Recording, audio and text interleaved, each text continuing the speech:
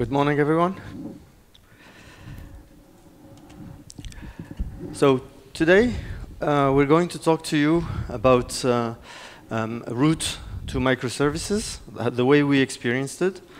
And we're going to ask you to basically wear time travel suits, because we're going to go in the past and see how the evolution of software happens as in our case study.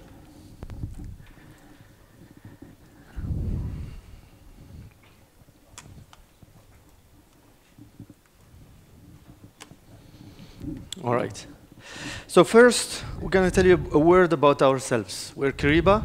We're a fintech started in the cloud early from the year 2000 in Paris.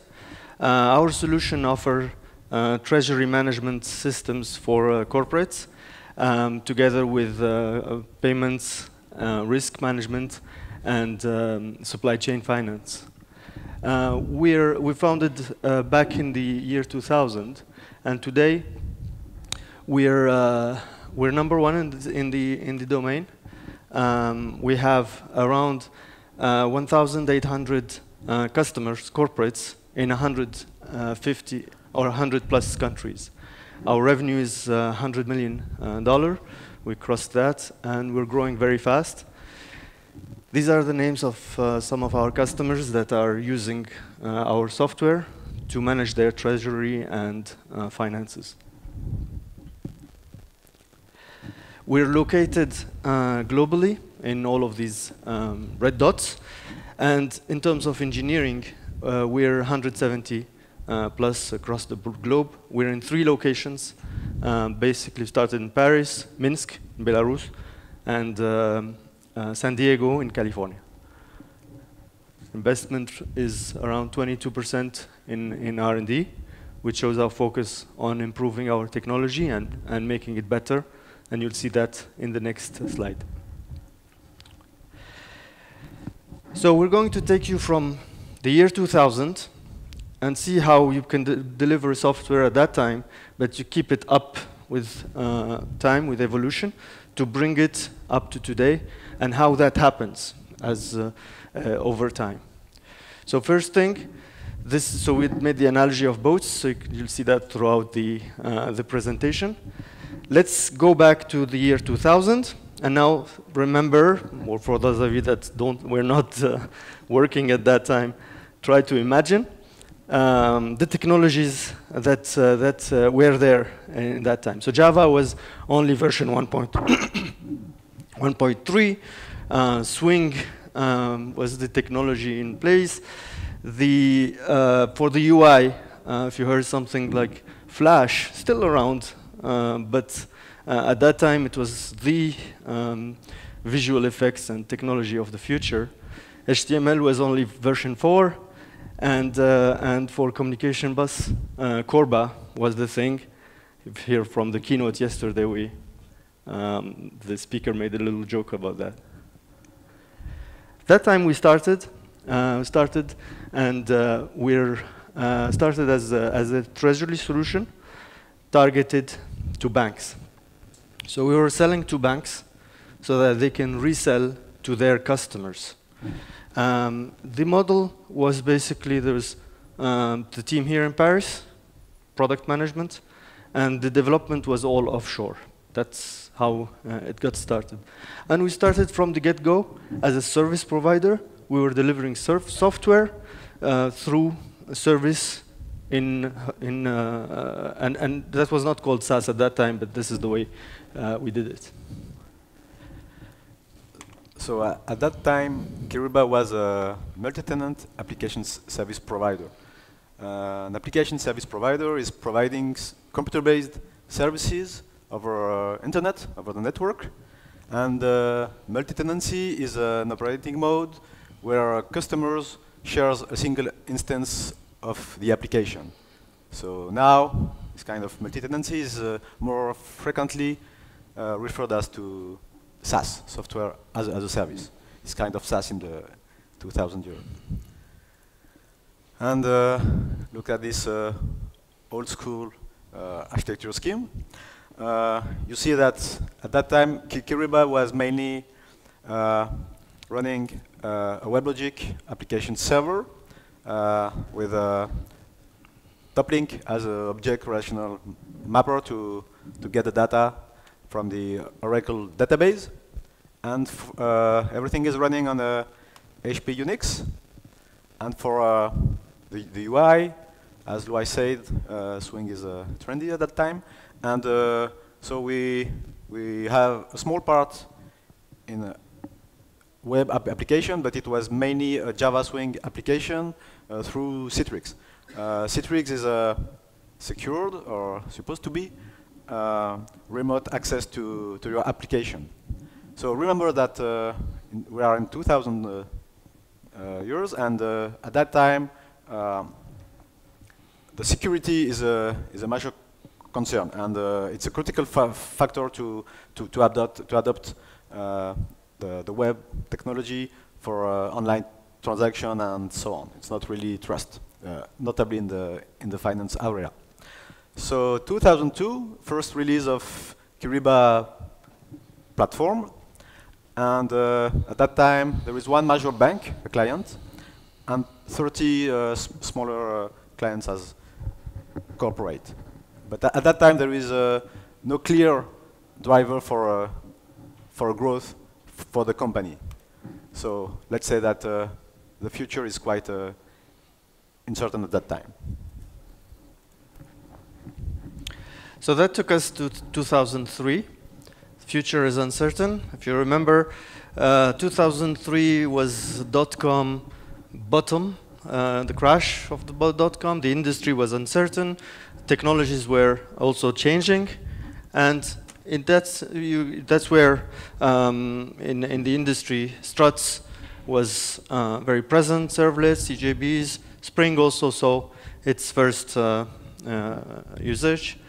And as Mouloud just said, we were we were there with the product, but the go-to-market didn't work out.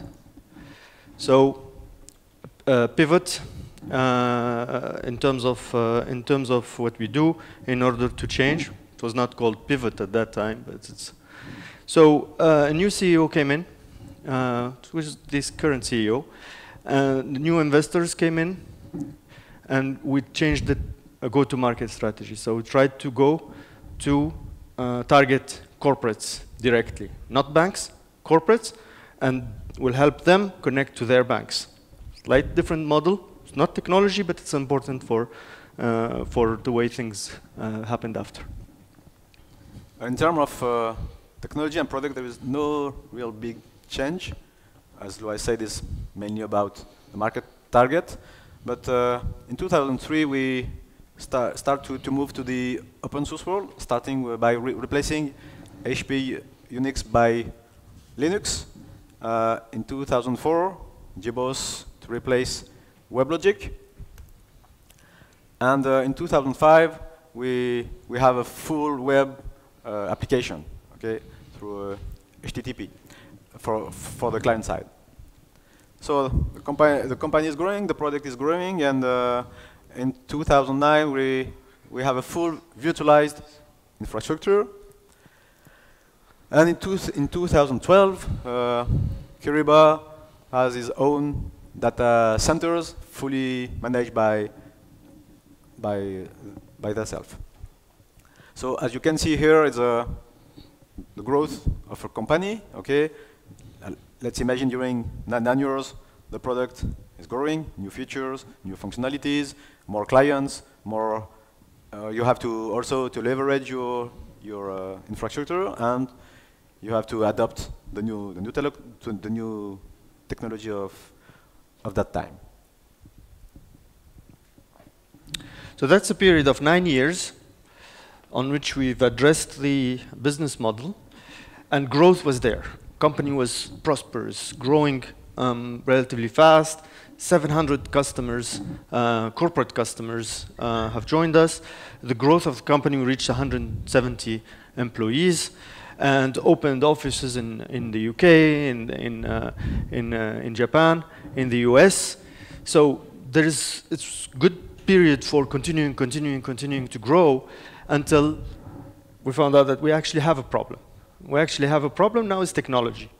When you stayed 9 years investing on a certain technology, 9 years without necessarily looking at underlying technology, you end up with this. You end up with carrying a monolith. So this takes us to 2012. Now what do we do? So 2012, again, 9 years, a lot of changes. Java is in version 8. HTML5 with this interactivity changed the way people looked at Flash and other technologies. REST, Scala was the hype at that time. AWS held its own, its first reInvent event. And so that's the picture at that time. And we decided to basically change course and change strategy and develop, as the business was pressing, we needed to continue to evolve to attack new markets. And we needed a new, basically, organization. So get people, that's where we opened an office in Paris, started to hire engineers in Paris, in addition to our offshore development in Minsk. So we can focus on this growth and a new technical strategy in order to address the future, given what was there in that time. Yes, during this period from 2003 to 2012, in fact, there is no big changes, as I said previously, in terms of technology and product. Of course, we adopt some new technologies, and finally, the monolith look like this in 2012. We have our backend, Java backend application. For the front end, we used Grit. Sorry for that. And so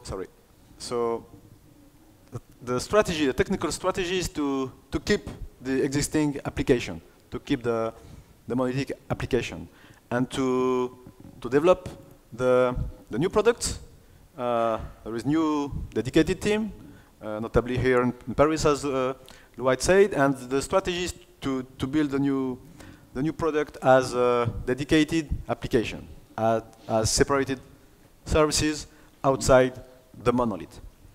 And another big change, technical change, is to use a new technical stack based on the Scala language, using Akka as a runtime for this distribution and the concurrency, and OSGI as a framework for our components.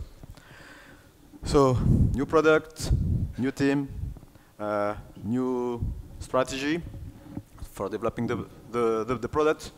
A lot of good ideas behind this, but albeit perhaps suspect. No? What do you think? So, finally, it failed. Okay. Why it failed? Main reasons. First, perhaps there is a little collaboration and communication between the teams. You have a team in Minsk, teams in Paris, working with different technology. Also, there is an heterogeneous practices and tools. They are not using the same tools and the same practices. Probably no, they don't have the same build process and so on.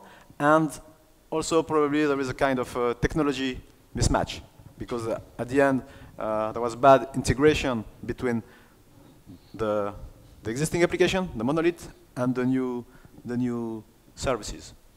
So at the end of that time, new products were built with the new technologies, but they never went live. They never go to production.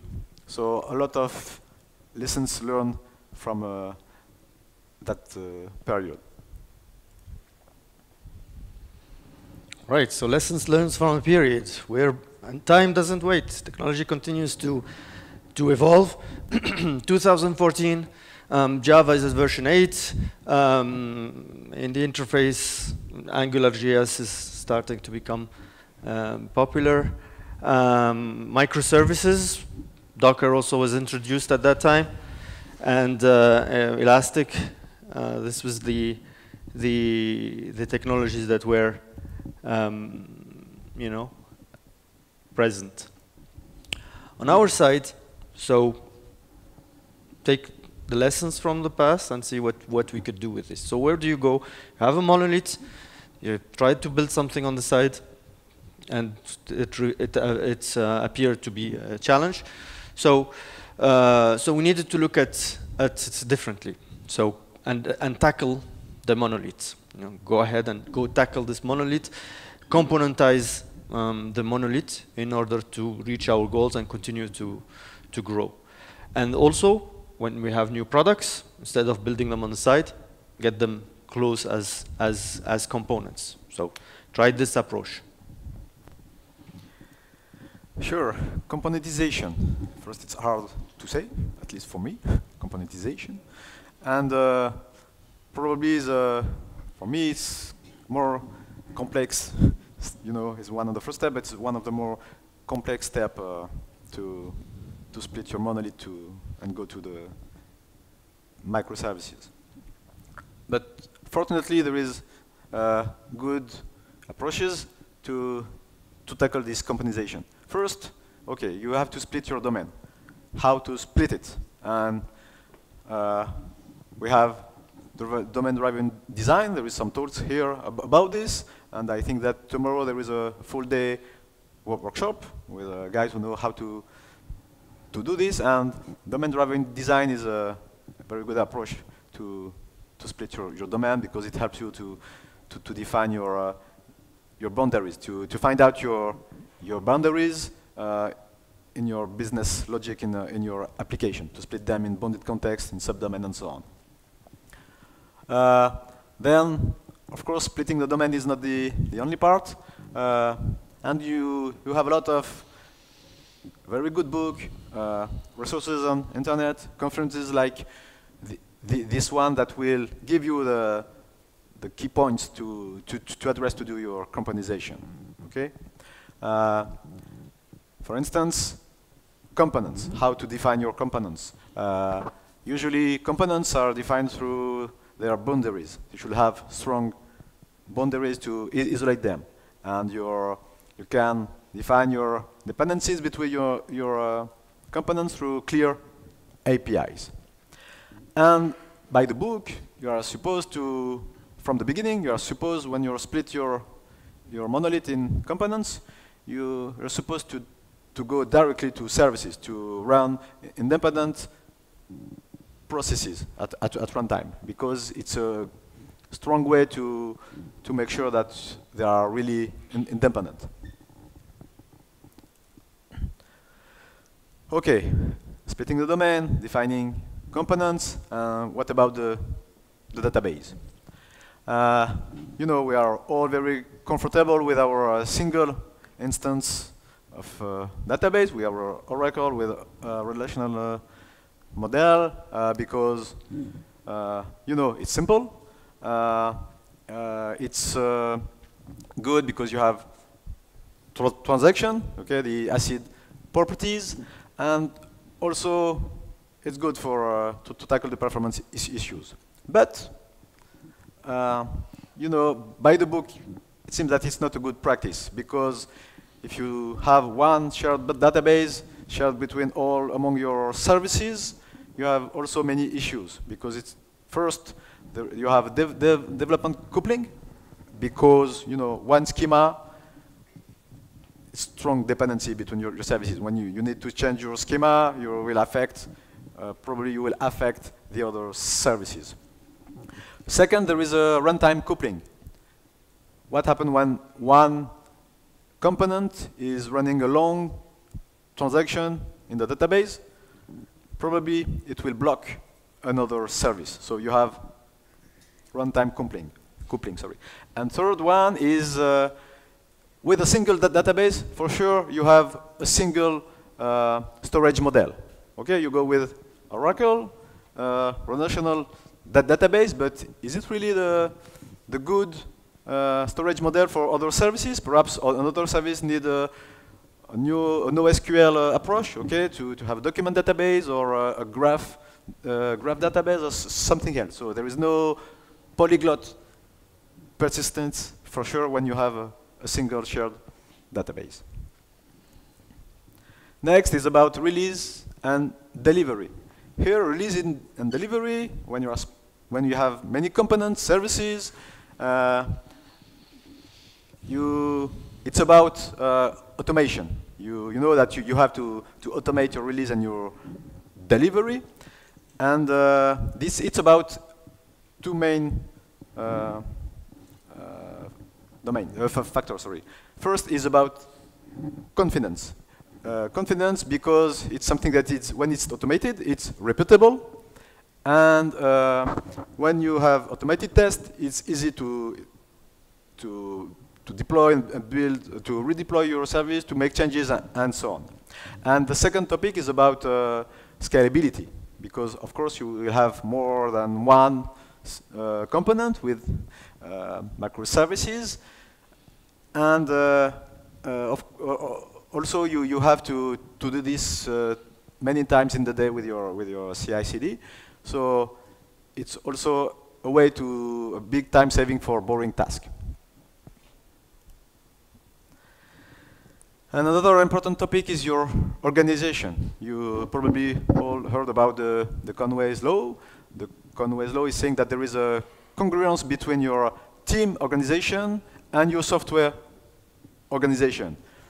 And we can say that if you don't build teams that fit your product organization, okay, but you're sure that at the end, your product organization will fit your team organization.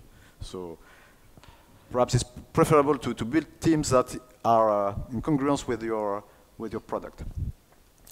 And then build also cross-functional team for one functional team to take in charge the development of at least one or many components.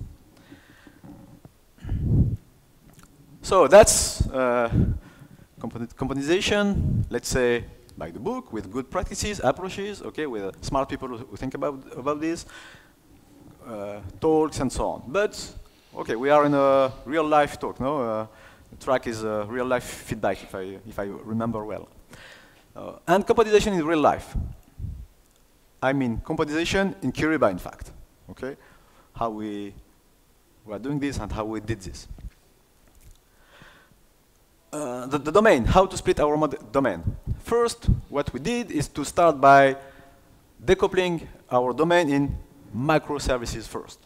Okay, because it's not so difficult to start with your microservices. You can easily discuss with your domain expert, with your product owner in our case, and start to say, okay, this is a domain, it's a good start. And then you can more easily break down to smaller domains. And there is one approach that is very helpful in that case. It's the event storming workshops. I don't know if you already heard about the event storming workshop. Who heard about this already? Okay, a lot of you. And event storming workshop is basically an agile practice, which is about interactions, mainly. Interaction between the engineering teams and the domain experts, okay? All the stakeholders of the product. And you put them in a room, you have Post-it, and you try to find out your domains. It's funny, very interactive, and it should be funny, okay? And of course, you can use event storming when you start from scratch, okay, on a greenfield project. But it's very, very useful when you have something in place. Because, for sure, your engineering team will learn from your domain expert. In our case, from the PO. Because you know the business, the functionalities, and so on. But when you have something already in place, the PO and the domain expert will learn from the engineering team. Because the engineering team know how it's done in the product. Okay, where are the dependencies? What is well done? What could be improved? And can say, oh, yes, but in our case, in the current product, yes, sure, okay. So it's a very important topic. Okay, it's how we tackle the domain splitting. Components. As I said previously, we are supposed to start directly with real services, with real microservices. But in fact, we didn't do that way. We started with decoupled module. What are decoupled modules? In our case, decoupled modules are independent module, okay, that that are assembled together at runtime. Sorry, okay, they are still together at runtime, but they are independent. They have independent builds, independent APIs, and so on. Okay, so how we make our boundaries stronger as possible is by defining APIs, and APIs are independent artifacts, okay? To separate them from the implementation. And to do this, of course, you have code extraction, a lot of refactoring, and for sure we had to reinforce our test, our unit test, our user acceptance test. We have to work effectively with our existing code, in fact, okay, to make sure there is no regression, because it's risky, for sure, when you do such changes in your application. The DB. Did we already split the DB? No. Okay. For the moment, we hold the shared DB. Why we did this? Because it's really complex to start with splitting the DB. Okay. Because of your model, of your data model, when you use an object relational mapping behind, okay, if you try to, from the beginning, to split your DB, you have many issues to tackle from the beginning. So what we did is to do a separation at service level, okay, to make sure that at service level, each domain is responsible for its own entity, and to try to hide, in fact, okay, for a logical point of view, that there is one single database model inside. And also, we ensure that there is a single write copy for the data. Of course, it's held by the component in charge of the domain. Release and delivery. For us, it was a no-brainer. For sure, it's a prerequisite, okay? So we spent time, we invest a lot to have build pipelines, to have a strong CI/CD, in fact, okay? Because you know what happens when you do what happens with your CI when you are doing this code extraction and refactoring? What will happen with your build? For sure, you will break a lot of builds, you know, because you are changing a lot of code, you are interacting with your code, try to separate your code, break some dependencies, and be sure that if you break your builds, you will be in a trouble, no, with your colleagues, probably. So, what are our experience on that? The Kyriba way to componentize. Let's say that the most important point is, for sure, is communication.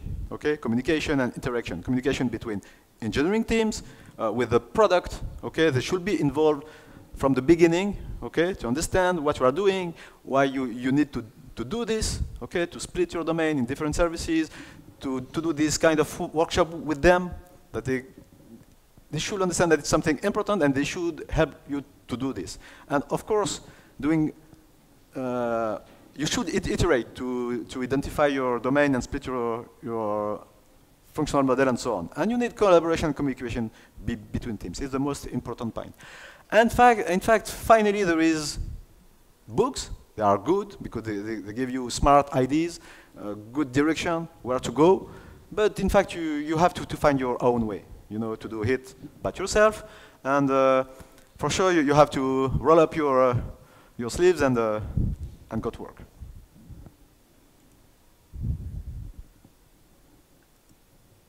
So, at the end, for us at least, it works, okay?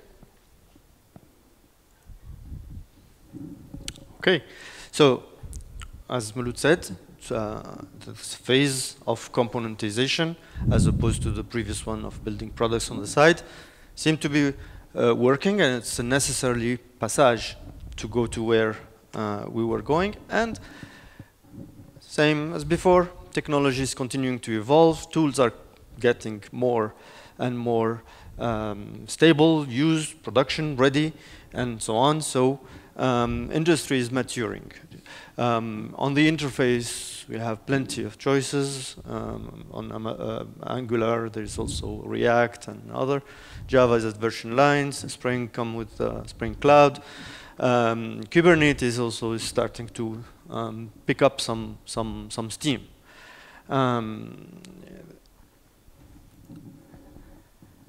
It's time to look at these tools and see how to leverage them, and start the route now to microservices in 2017. But why? We solved we solved the business problem. We solved the team collaboration problem with components. But we can go further. We need microservices for scalability. The scalability of the model, reliability, you separate the components and at runtime, independence for faster development, and maintainability as you isolate the various domains.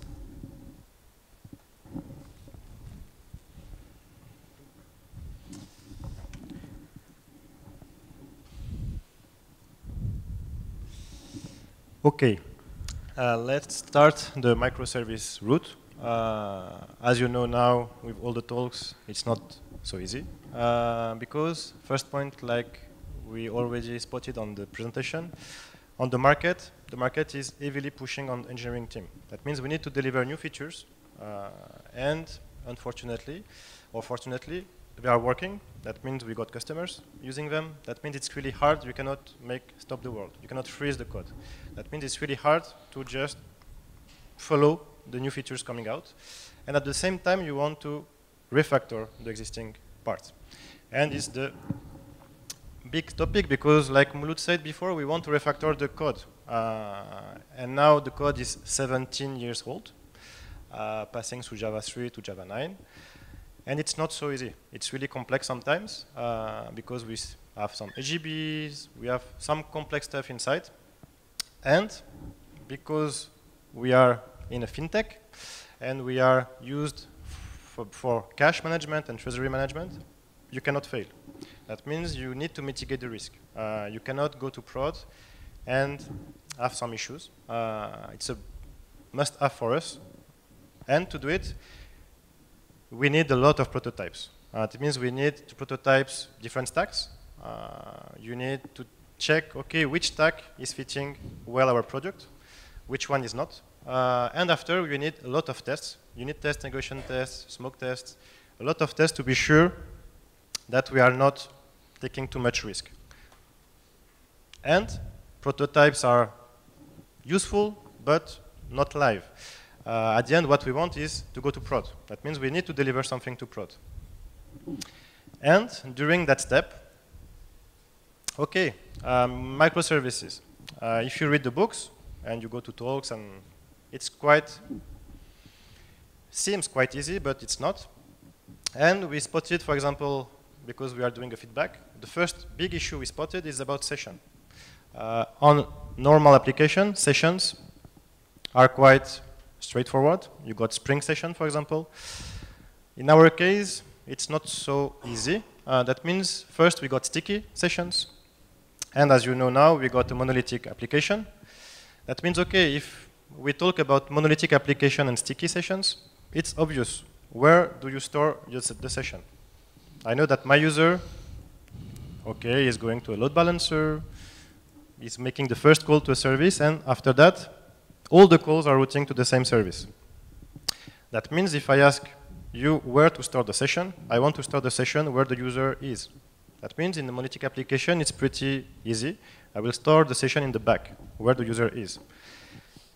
But, of course, we got, applying that model with microservices, we got issues. Because if I want to extract from the monolithic application some code outside, and to run it outside, I need the session still, because I need to apply security rules, permissions, and to retrieve the session, I don't want to go to the back, to the monolithic application. That means I want somehow to share it. And we choose to go to the distributed approach, and to, okay, whatever the user is logging, is going to one service, a new service, monolithic service, whatever, we need the same session. And to do that, we choose distributed cache.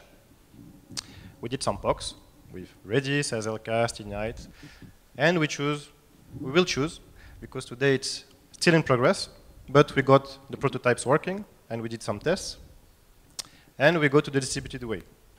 And here, just to show you that, okay, session seems really easy, but in a monolithic application, the sessions, if like that on the use case, they are in the backside.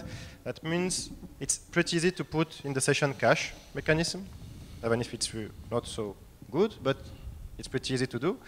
And also resource manager, because we know that the user is here. That means it's pretty easy to put everything in the session. And at the end, it's pretty hard to go to the distributed mode, because the main issue is the serialization, and also the size of the session is quite big. That means you don't want to pass it on each call. The next issue that Mouloud already explained, it's about database. Okay, monolithic application, single database. And here we started doing that. That means booting one service, service 1, service 2, and sharing the same database. On that use case, I think you already, if you have seen yesterday the presentation about virtual database. It's not so easy to split it, and it's not so easy even to virtualize it. On our case, because we are using Eclipse Link, and we did some customization, because we have specific needs on Kyriba. That means it's really hard, even if you virtualize, to maintain the state across all the services. But, of course, we don't want to stay on that state. That means we are working on that. We are isolating all the layers, the service, the repositories, and to be able, at some point, to split it. Then, when you say you split, okay, if you do well the job of boundary context, you are close to the target, but still, you still have foreign keys remaining sometimes, because you fail to spot it, and you see it when you are testing really in runtime. That means we still need to fix issues, and that work is still in progress today. But, again, if you take the books, today you got a lot of books and documentations, and you got one thing quite nice in the microservices, because now I just talk about bad things, all the issues we spotted, I mean, 2 of them, but the EPI Gateway. It's quite nice, I like it, because it's pretty now known. That means you take some books. Here we choose to run the gateway on the Spring Boot application, and we just said, okay, we want to make things as much as simple as possible for Kyriba. But still we want strong authentication. That means we add Spring Security on the API Gateway to do authentication. We got the logging with logback. You got the tracing with Open Zipkin. That means we choose Spring Slut. We like Spring now. And the routing. Here we choose to take Netflix, because of simplicity, and it matches quite well our use cases. For the load balancer, we use Ribbon from Netflix again. And for the circuit breaker, we use Eastrix. That means here we got a lot of features in the gateway. And here I will show you, okay, we implemented all that features in quite short time because of all the docs in the market today. And I will show you, okay, but what are all the stacks around it? Because here I just show you the features that we implemented inside. But if you take a look around, okay, we are using Zookeeper for configuration for now. We got Jenkins on CI, we got Elasticsearch, Logstash, and Kibana. That means all the logs and traces are going there. We got Dockers. We are deploying with Kubernetes, JFrog to store our Docker images. That means we improve a lot all the CI/CD pipeline.